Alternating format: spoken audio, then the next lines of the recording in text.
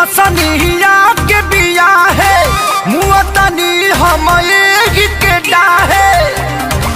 ये सखी सुना ना, सखी रे फसनिया के बिया है मुअतनी हम के डाहे। ई तो बिगड़ल मिजाज मन सौखा यारा समोसा के चोखा रगे भातर तसलाई के खोखा।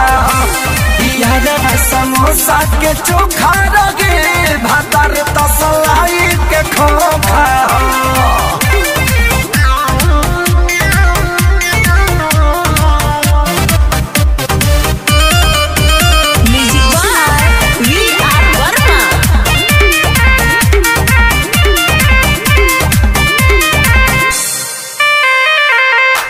ढंग से नयांग एकर कवन गो तरीका करे, एकरा से तो होला न कुछ हमरो के बदनाम करे।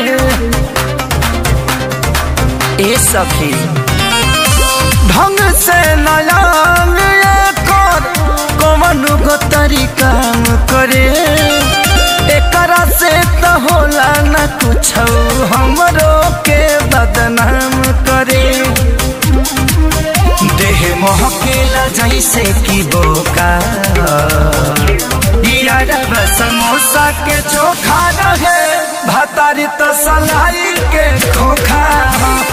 यारा समोसा के चोखा रहे भातारी तो सलाई के खोखा।